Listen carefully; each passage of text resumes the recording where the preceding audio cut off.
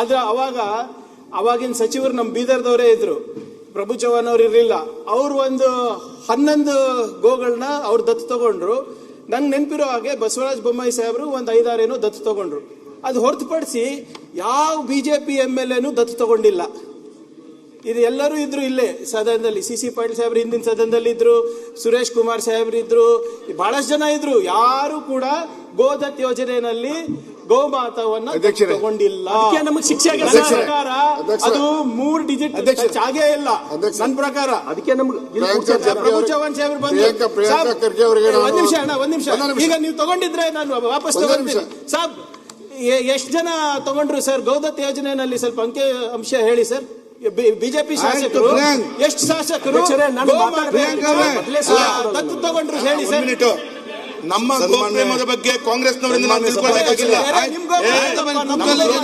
ಕಾಂಗ್ರೆಸ್ನವರಿಂದ ನಾವು ತಿಳ್ಕೊಳ್ಬೇಕಾಗಿಲ್ಲ. ಗೋಪ್ರೇಮಿಯನ್ನು ರಕ್ಷಣೆ ಮಾಡ್ತಾರೆ, ಬಿಜೆಪಿ ಅವರು ಹೊರಟ್ರೆ ಅದನ್ನ ಕೊಲ್ಲಕ್ಕೆ ಆ ಬಿಲ್ ಅನ್ನ ಇದು ಮಾಡಿದ್ದಾರೆ. ಅವರು ಹೇಳ್ತಾರೆ ಮಾತಾಡಿ. ಮಾಜಿ ಮಂತ್ರಿಗಳು ಹೇಳ್ತಾರೆ ಎಷ್ಟು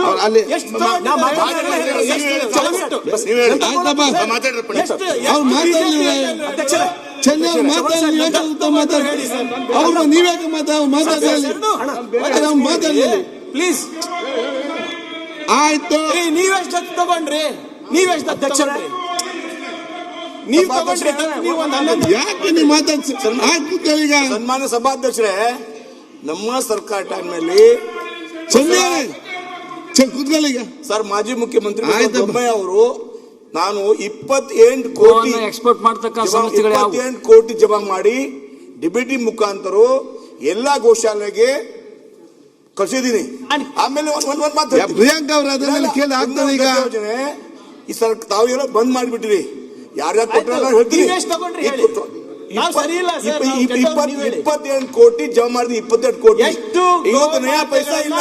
ತಗೊಂಡ್ರಿ ಹೇಳಿ. ಇವತ್ತು ನಯಾ ಪೈಸಾ ಇಲ್ಲ. ಅಲ್ಲ ಈಗ ಮತ್ತೆ ಚರ್ಚೆ ಮಾತಾಡಲಿಲ್ಲ.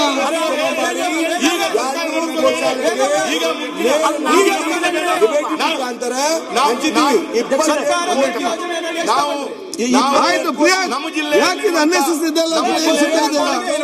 ಮಾತಾಡಿ ಅದನ್ನು ಮಾತಾಡಿ.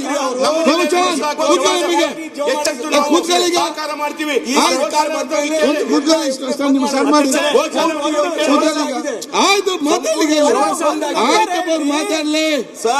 ಪ್ರಭು ಚವ್ಹಾಣ್ ನೀವು ದತ್ ಯೋಜನೆಯಲ್ಲಿ ಎಷ್ಟು ಮಾತಾಡಿ. ನೀವು ಮಾತಾಡಿ.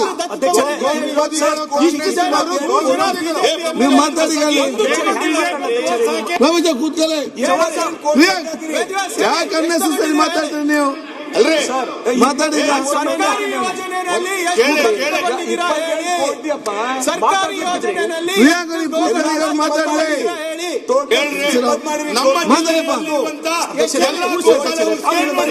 ಮಾತಾಡ್ಲಿ.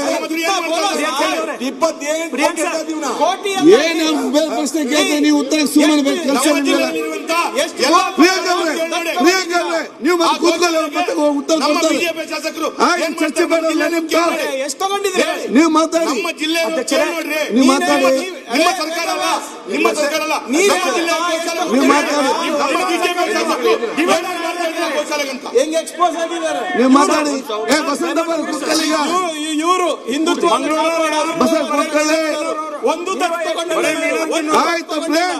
ಮಾತಾಡೋದು ಮಾತ್ರ ದೊಡ್ಡದು ಮಾತಾಡ. ಅಧ್ಯಕ್ಷರೇ, ನೀವು ಮಾತಾಡಪ್ಪ. ಯಾಕೆ ಸ್ಟಾಪ್ ಮಾಡ್ತೀರಿ? ನಮ್ಮ ರೈತರ ಬಗ್ಗೆ ಏನು ತೊಂದರೆಗಳು? ಹೆಚ್ಚಿನ ವಿಡಿಯೋಗಳಿಗೆ ಪ್ರತಿಧ್ವನಿ ಯೂಟ್ಯೂಬ್ ಚಾನೆಲ್ ಸಬ್ಸ್ಕ್ರೈಬ್ ಮಾಡಿ, ಬೆಲ್ ಐಕಾನ್ ಕ್ಲಿಕ್ ಮಾಡಿ.